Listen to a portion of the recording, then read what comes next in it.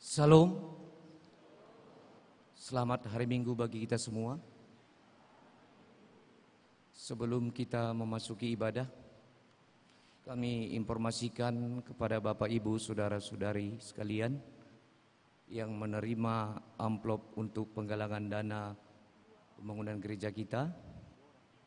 Setelah selesai nanti ibadah, disampaikan kepada keranjang persembahan yang telah disiapkan di depan gereja, di pintu gereja kita di depan dan di samping kiri kanan. Itu sekedar informasi yang boleh kami sampaikan buat kita semuanya.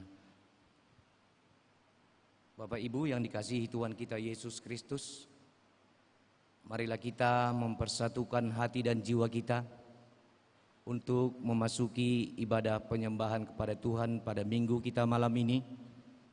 Minggu yang ke-25 setelah Trinitatis, dengan tema minggu kita, orang yang bertahan sampai akhir akan selamat. Untuk mempersiapkan hati dan jiwa kita, marilah kita mengambil waktu untuk bersaat teduh sejenak.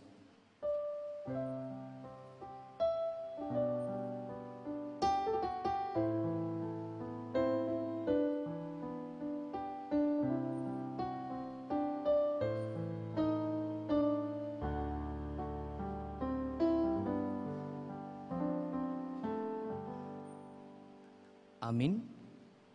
Kita menaikkan pujian bagi Tuhan. Kita bernyanyi dari Kidung Jemaat nomor 17 ayat 1 sampai dengan ayat 3.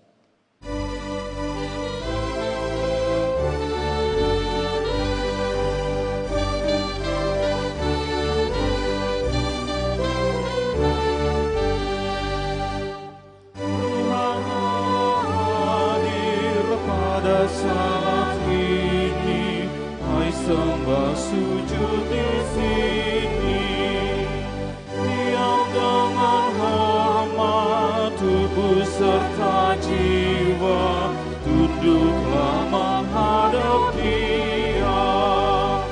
Marilah umatnya, hatimu serahkan dalam kerendahan. Allah hadir yang dimuliakan dalam sorga siang malam. Suci, suci, suci untuk selamanya, dinyanyikan malam sorga. Ya, terimalah pujian jemaat beserta malaikat. Kami menanggalkan hasrat sia-sia, keinginan manusia. Jiwa raga kami hidup seluruhnya, Tuhan Kaulah yang mempunya. Dikaulah yang esa, Kau dimuliakan sebarana alam. Di dalam nama Allah Bapa dan nama anaknya Tuhan Yesus Kristus dan nama Roh Kudus Halik langit dan bumi. Amin. Lihatlah perisai kami ya Allah, pandanglah wajah orang yang Kau urapi, sebab lebih baik satu hari di pelataran-Mu daripada 1000 hari di tempat lain. Betapa disenangi tempat kediaman-Mu, ya Tuhan semesta alam, haleluya. Dan bergembiralah karena Tuhan, maka Ia akan memberikan kepadamu apa yang diinginkan hatimu. Serahkanlah hidupmu kepada Tuhan dan percayalah kepadanya, dan Ia akan bertindak.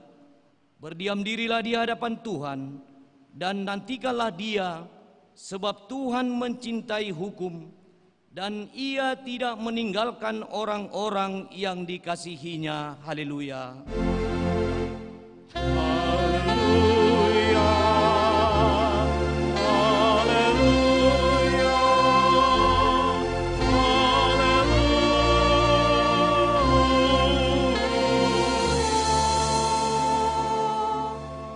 berdoa. Ya Tuhan Allah yang Maha Pengasih dan Pemurah, kami patut mendapat hukuman-Mu karena kami telah menyia-nyiakan firman-Mu. Ampunilah semua dosa kami dan lupakanlah perbuatan kami yang jahat itu.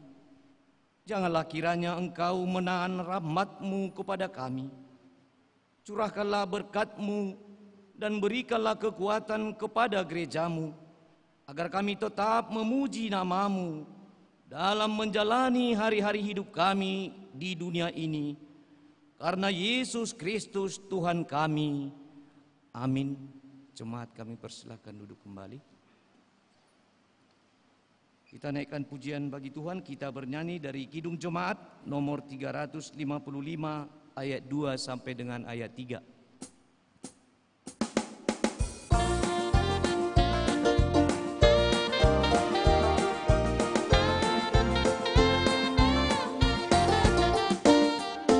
Hai marilah kecil dan besar, biar hatimu kirang benar. Pilihlah Yesus, jangan gentar. Hai mari datang. Seluruh hati kita kan senang, bebas dosa hati pun tenang. Bersama Yesus dalam terang, di rumah yang kekal. Jangan kau lupa Ia serta berita kasih-Nya patuhilah. Mari dengar lembut suara-Nya, anakku datang. Sungguh hati kita kan senang, bebas dosa hati pun tenang. Bersama Yesus dalam terang, di rumah yang kekal.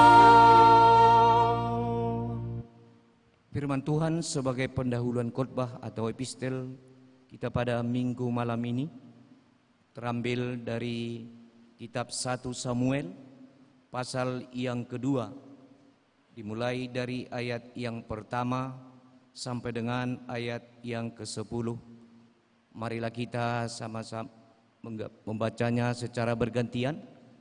Di ayat yang ke-10 atau ayat yang terakhir kita sama-sama membacanya. Inilah firman Tuhan.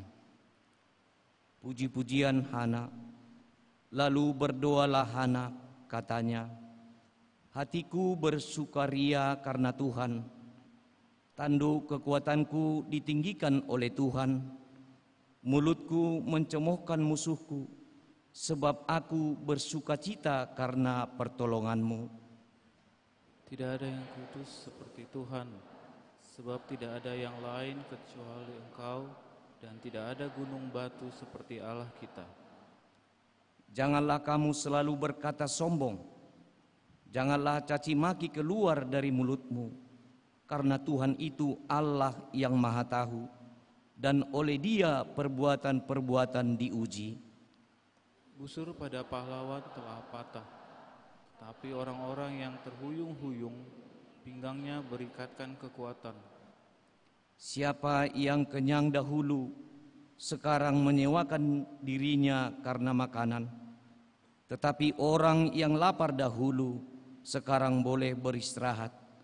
Bahkan orang yang mandul melahirkan 7 anak, tetapi orang yang banyak anaknya menjadi layu. Tuhan mematikan dan menghidupkan. Dalam dunia orang mati dan mengangkat dari sana. Tuhan membuat miskin dan membuat kaya. Ia merendahkan dan meninggikan juga. Ia menegakkan orang yang hina dari dalam debu dan mengangkat orang yang miskin dari lumpur untuk mendudukan dia bersama-sama dengan para bangsawan dan membuat dia memiliki kursi kehormatan. Sebab Tuhan mempunyai alas bumi dan di atasnya Ia menaruh daratan. langkah kaki orang-orang yang dikasihinya dilindunginya. Tetapi orang-orang fasik akan mati binasa dalam kegelapan, sebab bukan oleh karena kekuatannya sendiri seorang berkuasa. Kita sama-sama membacanya. Orang yang berbantah dengan Tuhan akan dihancurkan. Atas mereka ia mengguntur di langit. Tuhan mengadili bumi sampai ke ujung-ujungnya. Ia memberi kekuatan kepada raja yang diangkatnya dan meninggikan tanduk kekuatan orang yang diurapinya. Demikian firman Tuhan. Berbahagialah setiap orang yang mendengar firman Tuhan, yang menghayati serta mengamalkannya. Amin. Kita kembali memuji Tuhan dari Kidung Jemaat nomor 407 ayat 2 sampai dengan ayat 3.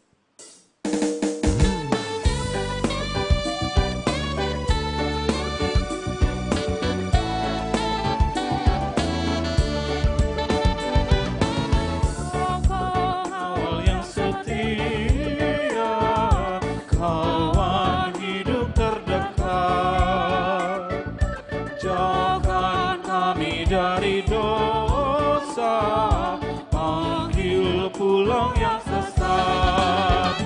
Tuhan Yesus, Juru Selamat, kami mohon beri berkat.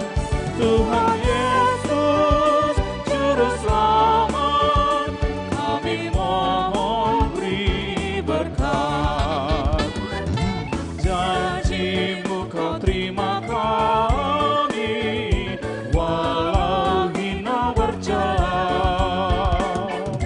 Yang berdosa Kau sucikan, Kau bebaskan yang lemah.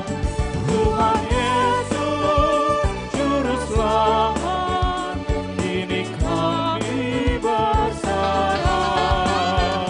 Tuhan Yesus, Juru Selamat, kini kami berserah.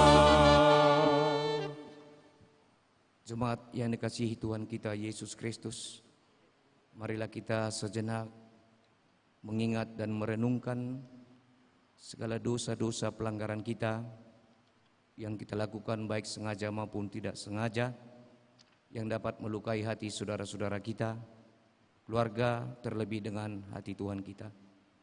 Oleh karena itu, dengan segala kerendahan hati, marilah kita datang ke hadapan Tuhan untuk mengaku dan menyesali segala dosa-dosa kita. Marilah kita mengambil waktu untuk bersatu dan berdoa di dalam hati masing-masing.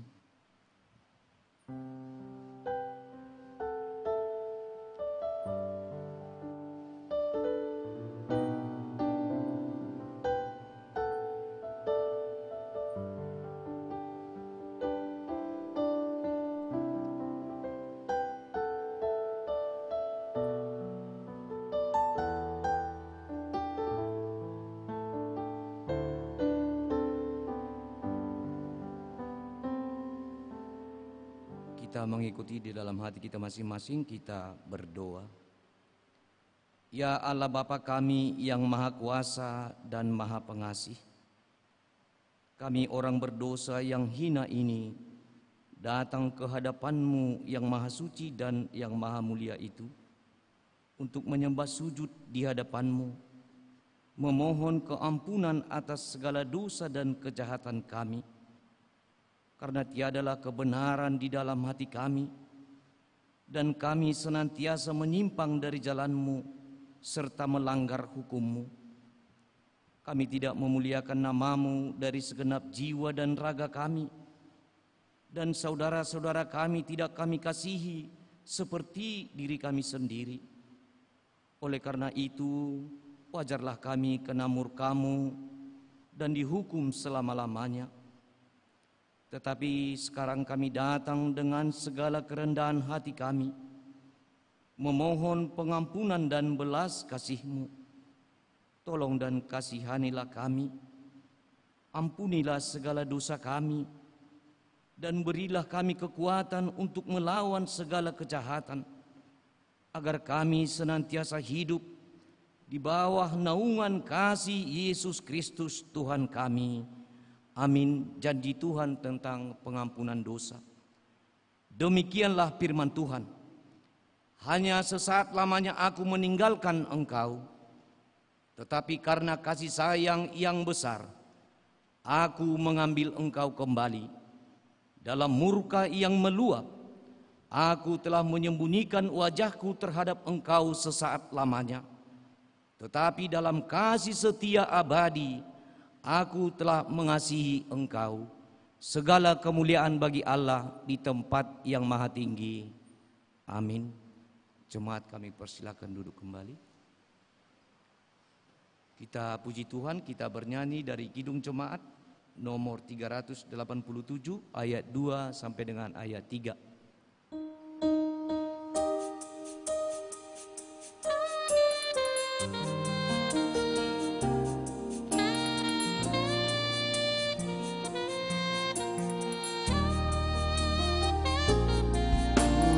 Heran oleh rahmat-Nya, hatiku beriman, dan oleh kuasa sabda-Nya, jiwaku pun tenang. Namun ku yang ku percaya, dan aku yakin kan kuasa-Nya. Dia menjaga yang ku taruhkan hingga harinya kelak. Ku heran oleh Roh Kudus yang sadar dosaku, dan dalam firman bukalah siapa padaku. Namun ku yang ku percaya, dan aku yakin kan kuasa-Nya. Dia menjaga yang ku taruhkan hingga harinya kelak.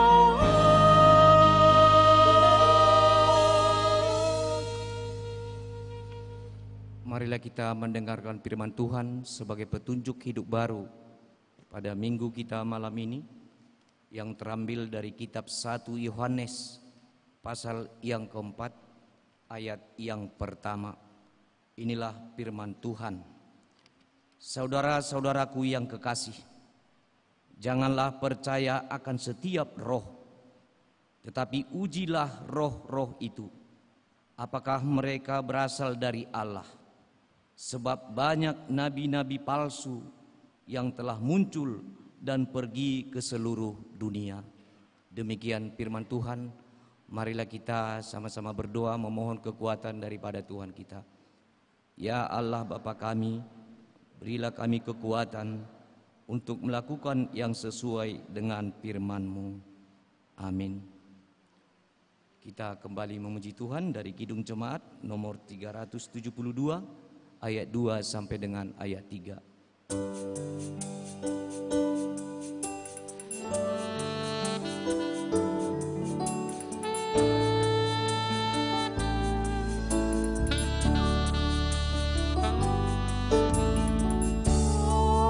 Haruslah kau sangkal diri mengikut salib, di dada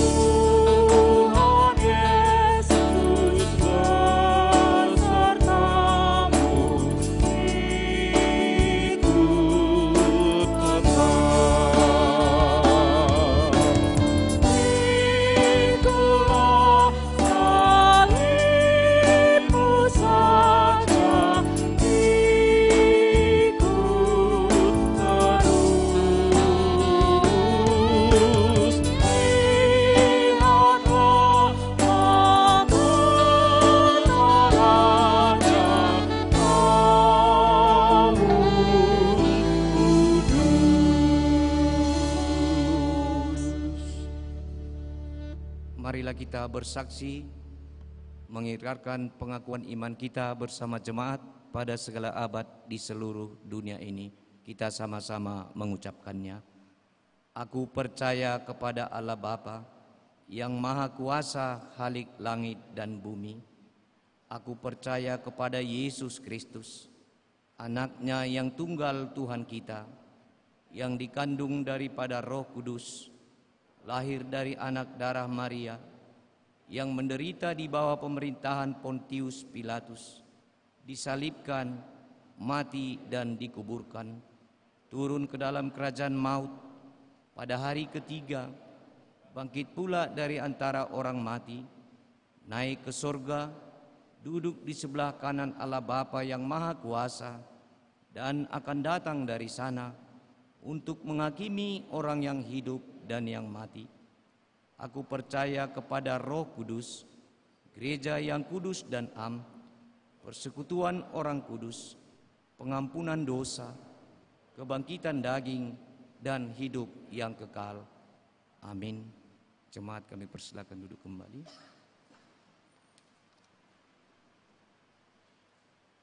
Bapak, Ibu, saudara-saudara, di beserta kita, bersama kita ada dari tim Lembaga Alkitab, yaitu dari Steaming, untuk memberikan mungkin berupa undangan untuk seminar. Maka waktu dan tempat kami persilakan untuk Bapak.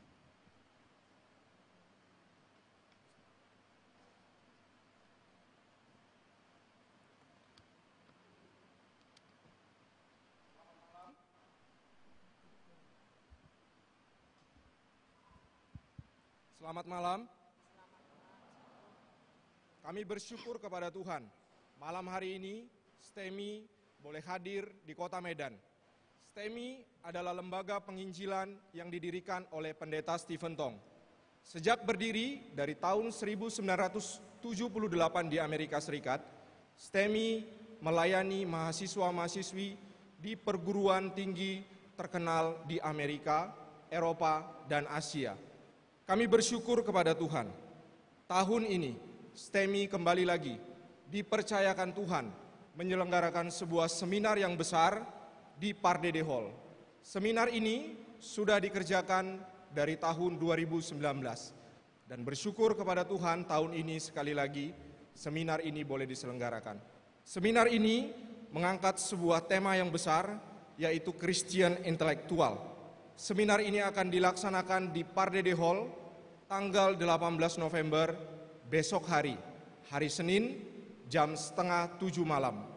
Kami dari STEMI mengundang pemuda-pemudi yang ada di sini untuk boleh sama-sama hadir mengikuti acara seminar ini. Kenapa seminar ini perlu kita ikuti?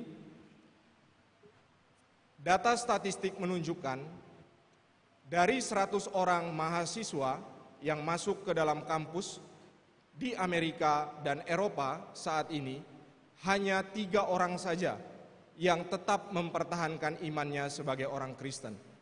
Dan ini yang menyebabkan sekarang gereja-gereja di Amerika dan di Eropa kosong. Banyak gereja-gereja di Amerika dan di Eropa sekarang diisi hanya oleh orang-orang tua. Para pemuda-pemudi, kaum-kaum intelektual, para mahasiswa tidak lagi ke gereja. Mungkinkah ini terjadi kepada Indonesia? Amerika dan Eropa itu adalah sebuah benua yang dikuasai oleh kekristenan. Paling tidak Amerika 300 tahun sudah dikuasai oleh kekristenan, dan Eropa semenjak reformasi tahun 1517 sampai hari ini. Hanya dalam waktu 15 tahun, Eropa dan Amerika mengalami kemerosotan yang tajam di dalam dunia kekristenan. Mungkinkah Indonesia nanti akan mengalami hal yang sama? Mengalami suatu zaman post-Christian era? Mungkin saja. Apabila orang-orang Kristen intelektual yang ada di kampus-kampus tidak mengerti apa tujuan hidupnya. Untuk itu, sekali lagi, kami mengundang mahasiswa-mahasiswi di sini untuk bisa hadir. Kami telah menyebar ada kertas pendaftaran boleh mengisi nama, nomor handphone, nama kampus dan fakultas.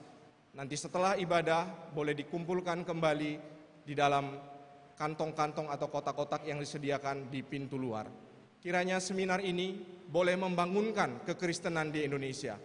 Indonesia pernah dikuasai oleh orang-orang intelektual dari Hindu waktu kerajaan Majapahit. Orang Indonesia juga pernah dikuasai oleh orang-orang intelektual dari Buddha pada kerajaan Sriwijaya. Dan Indonesia saat ini dikuasai oleh orang-orang intelektual dari Muslim. Kapan Indonesia akan dikuasai oleh orang-orang intelektual dari Kristen? Kita berdoa kepada Tuhan. Tahun-tahun selanjutnya, kiranya Tuhan boleh memberkati Indonesia, membangkitkan orang-orang Kristen menjadi pemimpin-pemimpin di masa yang akan datang. Kiranya Tuhan memberkati acara ini. Terima kasih.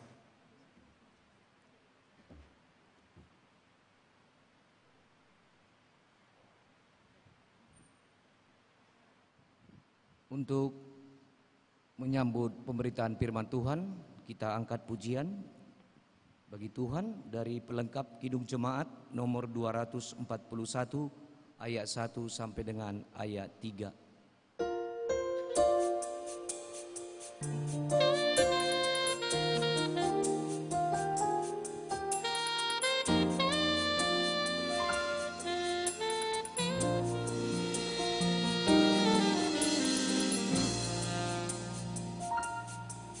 Aku tahu kan hari esok, namun langkahku tegap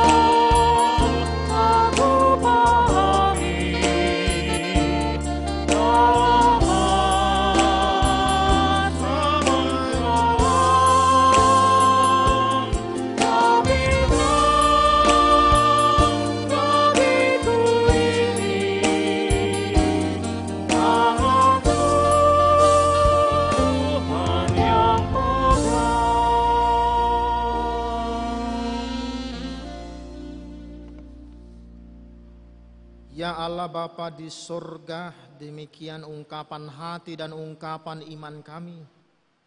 Meski susah perjalanan, meski gelombang dunia menderu, kami percaya pimpinan Tuhan akan membawa kami hingga akhirnya.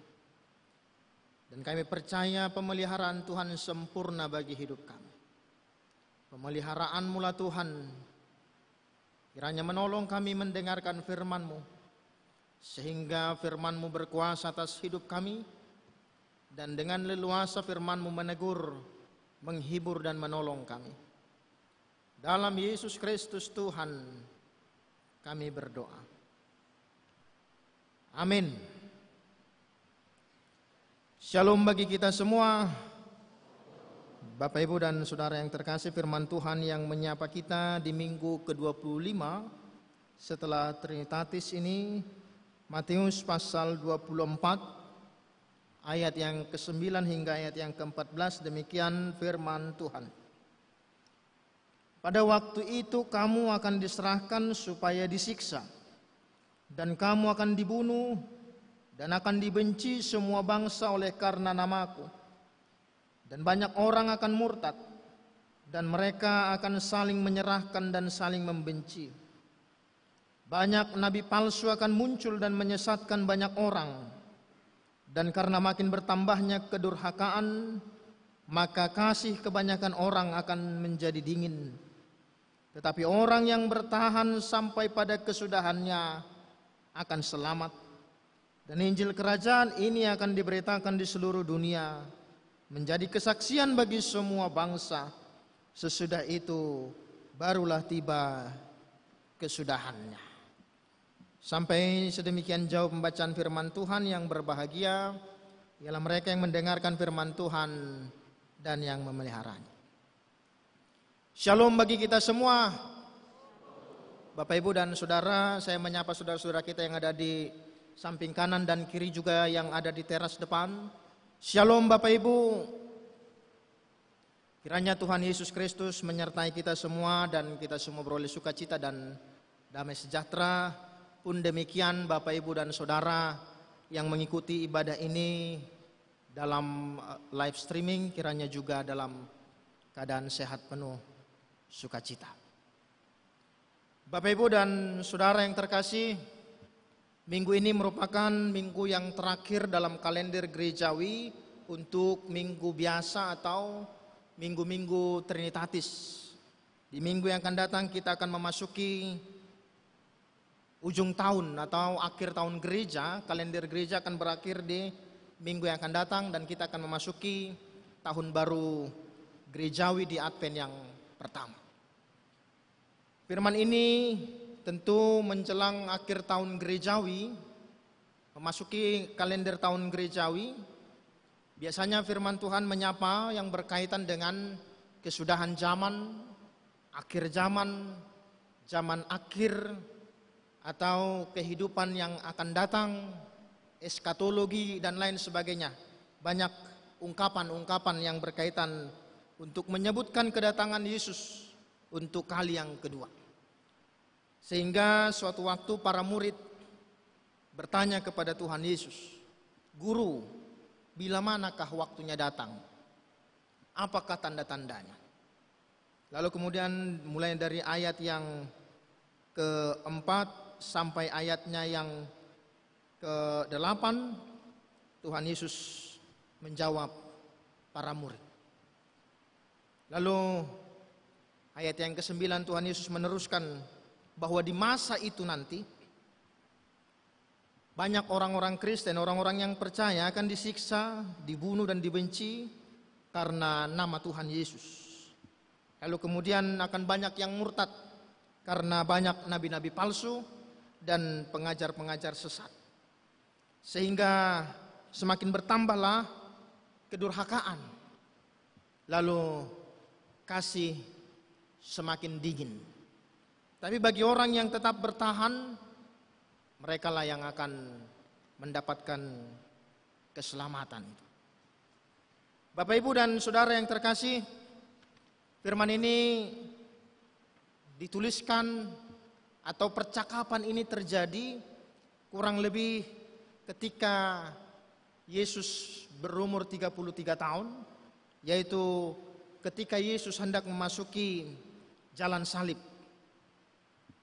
Sehingga keruntuhan bait Allah ialah keruntuhan yang pertama ketika kebangkitan Yesus, dan keruntuhan yang kedua ialah di tahun 70, dan itulah yang dituliskan oleh Matius percakapan ini. Matius mengingat percakapan Tuhan Yesus dengan para murid bahwa kelak akan ada masa-masa sukar, dan itu terjadi di gereja perdana atau gereja mula-mula. Bait Allah di Yerusalem hancur terbakar, lalu kemudian banyak ajaran-ajaran palsu dan ajaran-ajaran sesat yang berkembang kala itu. Sedikitnya ada 4 ajaran sesat yang berkembang di masa gereja yang perdana itu. Ajaran yang sangat menekankan pengetahuan gnostik, ajaran yang menekankan bahwa ada satu malaikat yang hebat namanya Montanius, dan dialah utusan dari Tuhan Yesus. Ada ajaran yang menyebutkan bahwa Yesus itu bukan Tuhan tapi di atas manusia, namanya ajaran Marcion. Dan satu lagi ajaran yang menekankan kemuliaan manusia atau penghormatan yang setinggi-tingginya kepada manusia, namanya ajaran Doketis. Ajaran-ajaran ini berkembang pesat di dunia Romawi kala itu, karena memang ajaran-ajaran ini sangat mengena dalam hidup orang Kristen yang pertama itu. Ajaran ini sangat mengenakan di telinga dan sangat sedap untuk dinikmati, karena ajaran ini sangat antroposentris, sangat berfokus dan berpusat dalam diri manusia. Sehingga banyak orang-orang Kristen pertama yang akhirnya berpaling hati terhadap ajaran-ajaran yang sesat ini. Tapi di antara banyak mereka yang beralih, tertarik, pindah hati karena ajaran-ajaran yang menggiurkan, tapi masih banyak orang-orang Kristen yang tetap setia. Masih banyak orang-orang Kristen yang bertahan hingga kesudahannya, dan mereka lah yang mendapatkan keselamatan itu, yaitu orang-orang Kristen yang beribadah di gorong-gorong. Mereka berjumpa di lorong-lorong paret.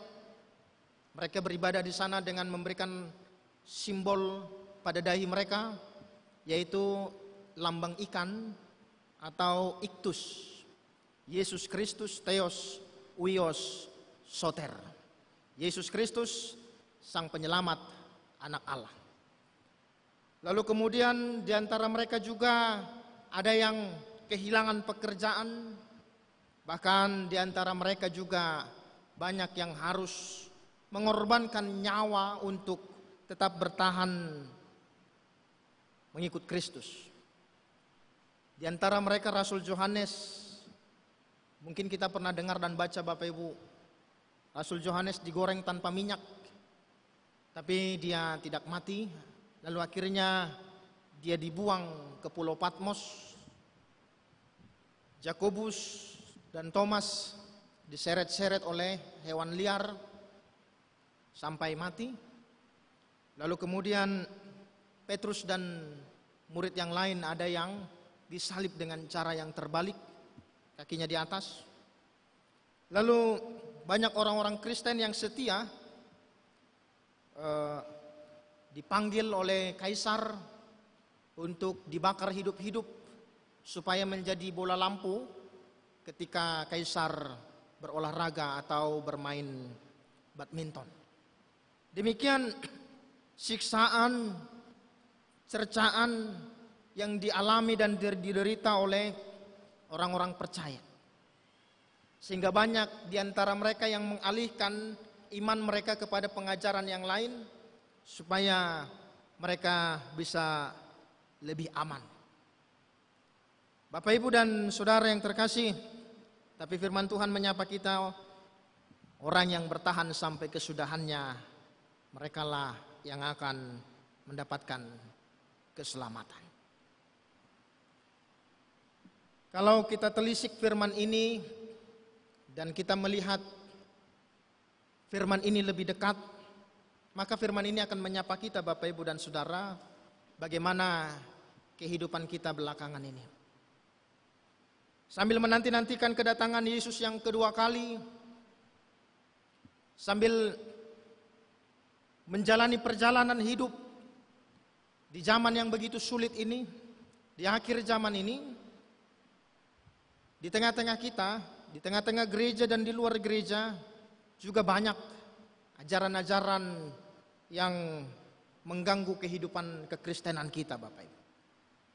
Sedikitnya saya menemukan ada 5. Yang pertama, ajaran kemakmuran. Ajaran ini menekankan bahwa hidup orang percaya itu hidup di dalam kemakmuran. Jadi kalau dia tidak makmur, maka ini orang yang tidak diberkati Tuhan.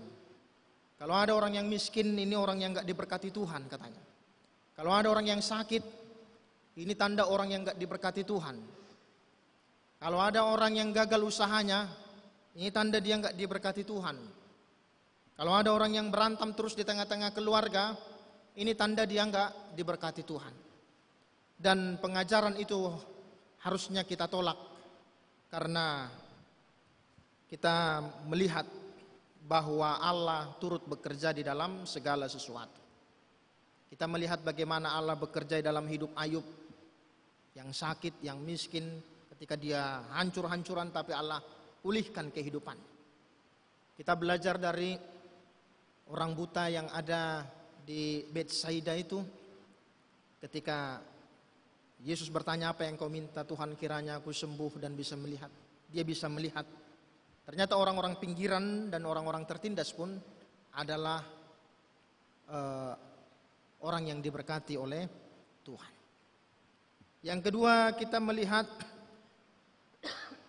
ada ajaran yang menyebutkan diri mereka sebagai Kristen progresif.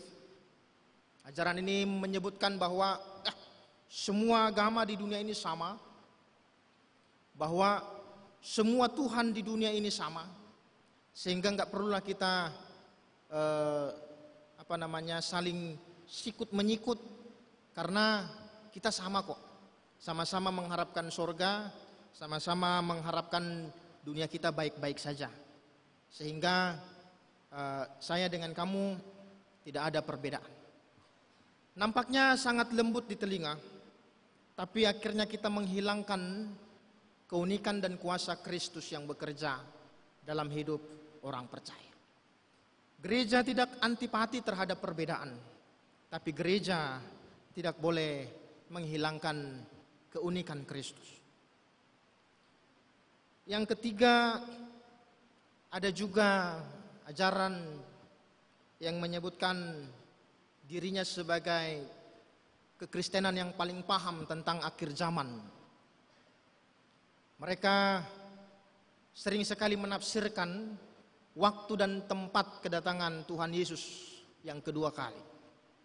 Pernah direncanakan di Amerika, tapi salah. Tahun 2003 direncanakan di Bandung. Lalu mereka semua pakai pakaian putih-putih. Setelah 3 hari kita di sini, kita akan dibawa ke surga. Tapi ternyata mereka dibawa ke polsek. Lalu kemudian ada lagi direncanakan di tahun 2012, sampai-sampai ada film tentang akhir zaman tahun 2012. Dan kalau saya tidak salah ingat, kawan-kawan saya kala itu di tahun 2012 semua berlomba-lomba untuk cepat menikah karena takut nanti kiamat, kata. Tapi ternyata sampai sekarang rancangan dan tafsiran mereka gagal. Kenapa? Karena firman Tuhan menyebutkan bahkan anak pun tidak tahu kapan waktunya. Itu juga ajaran yang kita tolak. Jadi Bapak Ibu dan Saudara, kalau ada orang yang menyebutkan tanggal dan tempatnya, maka percayalah itu adalah ajaran yang kurang sehat. Yang keempat adalah kekristenan yang menamakan gereja mereka gereja setan atau satanic church. Gereja ini menawarkan bahwa kematian Tuhan Yesus di kayu salib telah menebus dosa. Jadi kalau kita sekarang melakukan dosa, ya nggak ada masalah. Perjamuan kudus dilakukan dengan persetubuhan. Lalu bagi mereka ada yang namanya ciuman kudus dan lain sebagainya. Sangat merusak moral yang kita junjung tinggi, moral orang-orang timur. Itu pun kita tolak, walaupun belakangan ajaran ini juga semakin berkembang khususnya di kota-kota besar. Dan yang kelima adalah pemahaman ateisme. Kalau bukan karena pikiranku ya nggak ada. Tuhan itu tidak ada. Tuhan itu adalah khayalan dan pikiran manusia itu sendiri. Sehingga tak jarang banyak orang yang mengandalkan dirinya sendiri dan tidak mau mengandalkan sesuatu di luar dirinya. Mereka tidak percaya bahwa ada kekuatan di luar manusia yang bisa mengendalikan dunia ini. Mereka nggak percaya. Karena segala sesuatu di dunia ini harus bisa dibuktikan. Dan itu juga mulai berkembang di tengah-tengah dan di luar gereja kita belakangan ini Bapak Ibu. Dan itu juga yang disampaikan oleh saudara-saudara kita yang datang dari STEMI. Perkembangan ateis inilah yang berkembang di dunia barat. Akhirnya gereja menjadi sepi dan kosong. Karena mereka menjadikan pikiran mereka sebagai Tuhan atas diri mereka. Akhirnya Bapak Ibu dan Saudara, karena banyaknya ajaran-ajaran yang kurang sehat, tapi sering sekali menggoda, sepertinya baik, sepertinya nggak salah, dan sepertinya cocok samaku. Akhirnya tergiur dan memberi diri ke sana. Dan di sanalah awal kehancuran itu. Apa kehancurannya? Firman Tuhan menyebutkan adanya kedurhakaan dan kasih kebanyakan orang menjadi dingin. Bapak Ibu dan Saudara, maaf kalau ada di antara kita, di tengah-tengah keluarga kita maksudnya, kalau ada orang yang merasa dirinya lebih suci, lebih kudus, dan merasa punya kepelingan sorga, akhirnya ketika orang tuanya minta tolong, dia bilang, aduh mak, kita bukan saudara di dalam Tuhan. Itu adalah akibat mereka telah memberi diri kepada ajaran yang kurang sehat, sehingga kasih semakin dingin dan kedurhakaan semakin menjadi-jadi. Kalau ada di tengah-tengah keluarga kita, Natal tidak berjumpa, tahun baru tidak berjumpa, ada acara suka dan duka juga tidak bersama, itu pertanda bahwa mereka telah memberi diri kepada ajaran-ajaran yang kurang sehat, yang menyatakan bahwa kita adalah keluarga Allah. Tak perlu keluarga di dunia ini, karena keluarga di dunia ini adalah keluarga yang berada di luar kerajaan Allah. Begitu. Jadi seolah-olah beberapa ajaran yang kurang sehat itu hanya mereka lah yang punya kepelingan surga, yang lain gak punya. Akhirnya kasih semakin dingin, kedurhakaan terjadi di mana-mana. Bapak Ibu dan Saudara yang terkasih, maka firman ini mau mengingatkan kita. Di tengah-tengah banyaknya ajaran yang kurang sehat, di tengah-tengah banyaknya pengajar-pengajar palsu, hendaklah kita tetap bertahan sampai pada kesudahannya. Apa yang perlu kita pertahankan?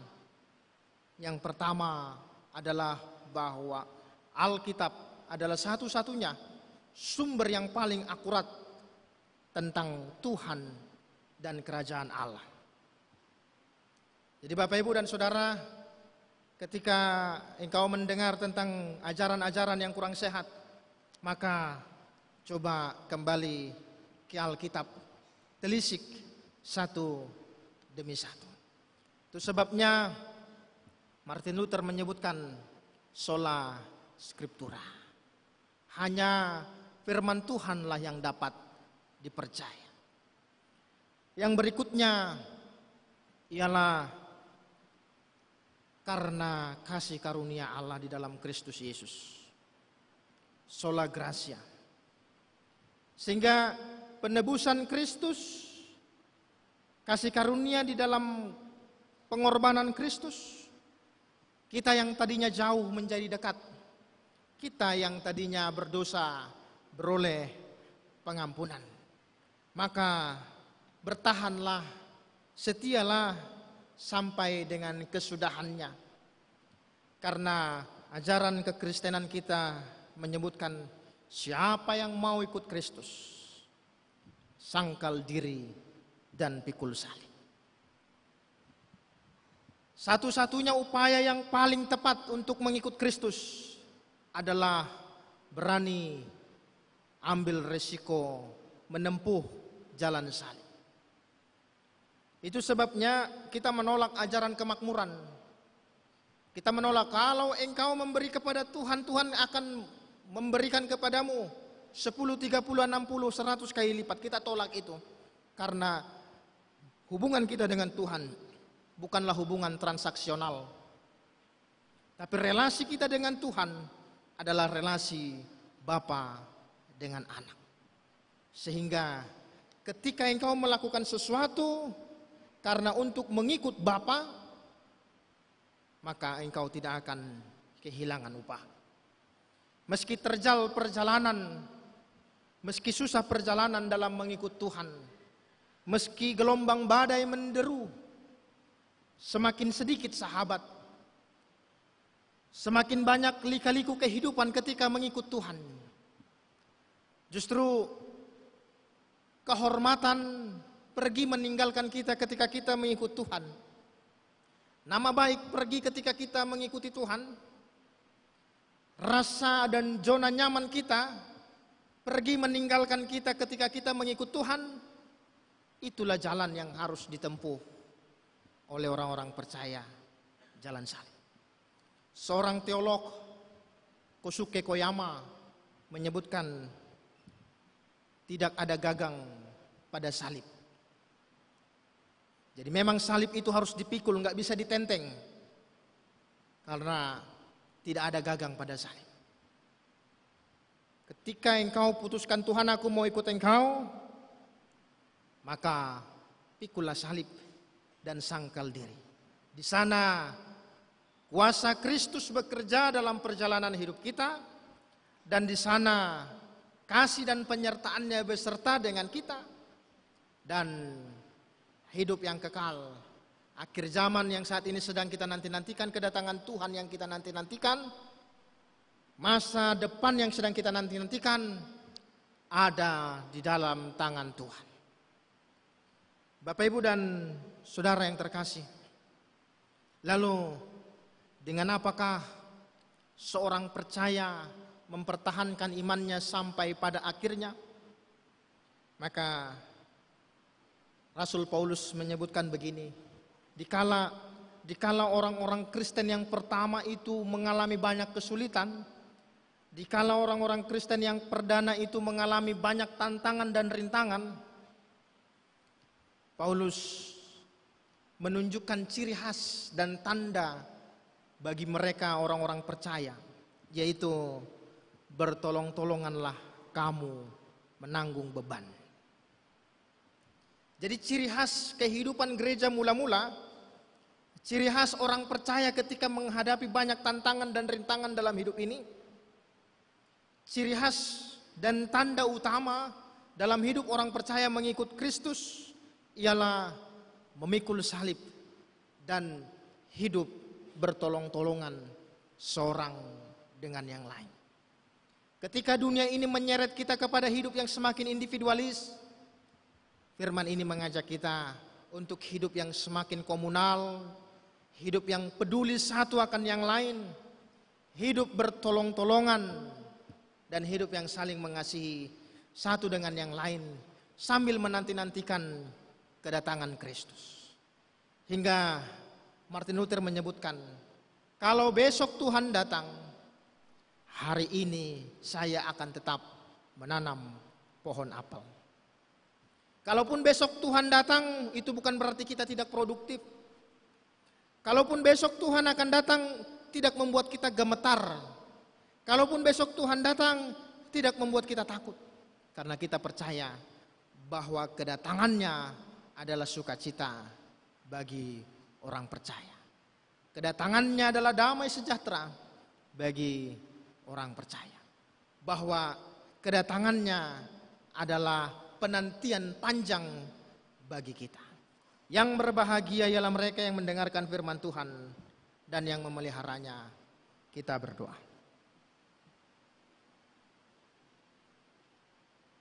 Terima kasih ya Bapa di sorga untuk firman-Mu yang menyapa kami pada saat malam hari ini. Engkau adalah Allah yang kami imani dalam Kristus Yesus, yang tetap setia memelihara menyertai perjalanan hidup kami, meski perjalanan salib yang kami jalani dalam hidup kami masing-masing ini berat, meski terkadang kami lelah dalam perjalanan hidup ini, namun penyertaan pemeliharaan Tuhan cukup bagi kami. Di tengah banyaknya ajaran-ajaran yang kurang sehat di tengah-tengah kami bermohon kepadamu ya Tuhan, Roh Kudus Tuhanlah yang tetap menuntun, membimbing dan mengajar kami, sehingga kami tetap setia hingga kesudahannya, dan Engkau mendapati kami dalam keadaan yang taat. Sertai seluruh umat-Mu Tuhan yang telah mendengarkan firman-Mu. Engkau memberikan sukacita, damai sejahtera bagi umat Tuhan, kesehatan dan umur yang panjang bagi mereka. Sembuhkan setiap yang sakit, hiburkan setiap mereka yang sedih ya Bapa, dan Tuhan kiranya memberi kekuatan bagi setiap yang lemah. Bagi mereka yang sedang menempuh pendidikan, Tuhan kiranya memberikan hikmat sorgawi agar kelak mereka boleh terbit menjadi pemimpin dan orang-orang yang berprestasi. Bagi mereka yang sedang mencari pekerjaan, Tuhan kiranya menunjukkan pekerjaan yang terbaik bagi mereka, sehingga sukacita melimpah dalam perjalanan hidup mereka. Sertai anak-anak Tuhan yang berdoa kepadamu, menanti-nantikan pendamping hidup. Tuhanlah yang tunjukkan penolong yang sepadan bagi mereka, sehingga sukacita mereka melimpah dalam mengikut Tuhan. Keluarga lepas keluarga, Tuhan yang sertai, memberkati mereka, memberi keharmonisan di tengah-tengah keluarga. Bahkan bagi mereka yang bermohon kepadamu berkat keturunan, Engkaulah Tuhan ya Bapa yang menjawab kerinduan dan pengharapan mereka. Berkati jemaat Tuhan yang berulang tahun, baik ulang tahun kelahiran maupun ulang tahun pernikahan. Terima kasih Bapa di sorga. Terpuji termulialah namamu. Roh Kudus Tuhanlah yang menuntun kami melakukan firman-Mu. Dalam Yesus Kristus Tuhan kami berdoa. Amin. Kita bernyanyi.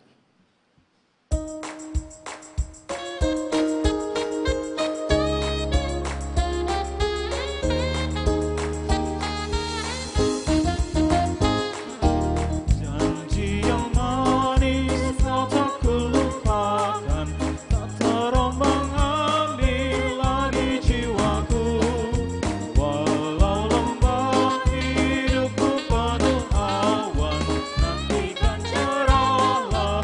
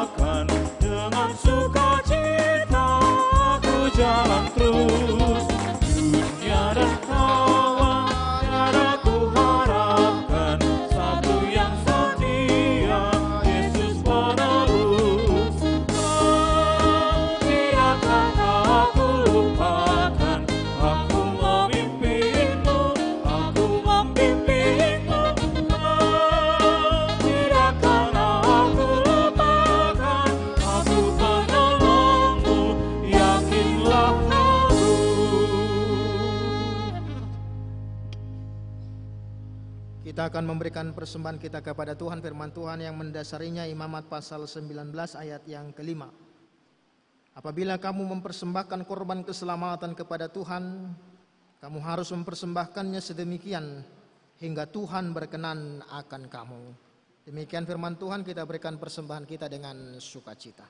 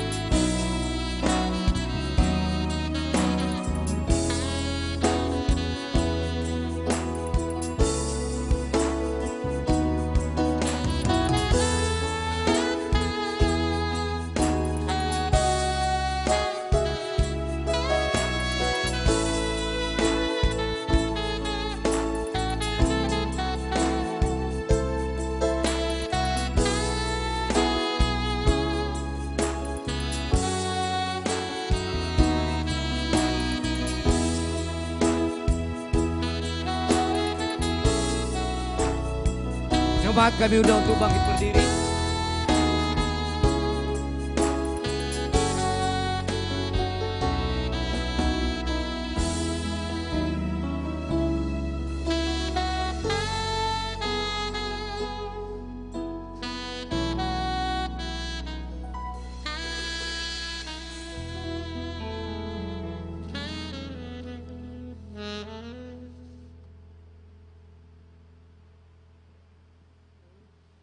Kita serahkan persembahan kita kepada Tuhan, kita berdoa. Ya Allah Bapa kami yang di sorga, kami mengaku dengan setulus hati, Engkaulah sumber segala berkat dan karunia. Di sini kami memberikan persembahan syukur kami kepadamu. Terimalah persembahan umat-Mu dan berkatilah menjadi alat kesaksian, persekutuan dan pelayanan jemaat-Mu ini.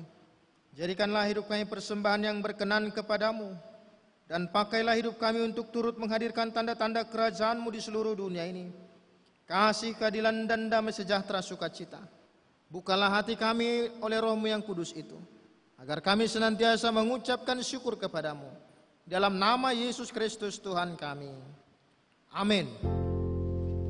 Bawa persembahanmu dalam rumah Tuhan, dengan rela hatimu, janganlah jauh. Bawa persembahanmu, bawa dengan suka. Bawa persembahanmu, tanda sukacitamu. Bawa persembahanmu, ucaplah syukur. Persembahkan dirimu untuk Tuhan pakai, agar kerajaannya makin nyatalah. Damai dan sejahtera diberikan Tuhan. Bawa persembahanmu, tanda sukacitamu. Bawa persembahanmu, ucaplah syukur.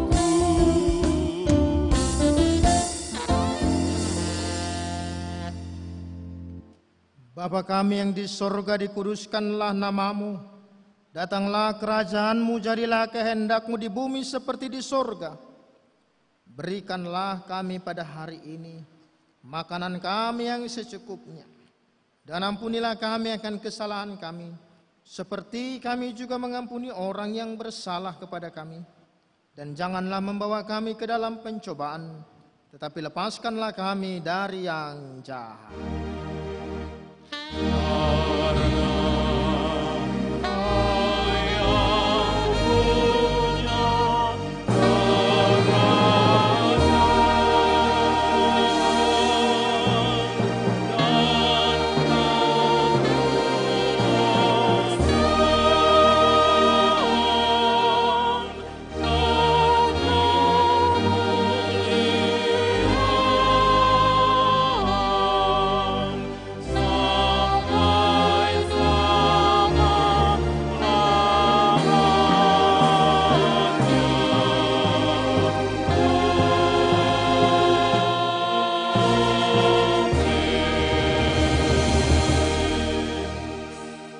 Jemaat Tuhan yang terkasih, pulanglah dengan damai sejahtera dan lakukanlah firman Tuhan dengan penyertaan berkat-Nya. Tuhan memberkati engkau dan melindungi engkau. Tuhan menyinari engkau dengan wajah-Nya dan memberi engkau kasih karunia. Tuhan menghadapkan wajah-Nya kepadamu dan memberi engkau damai sejahtera.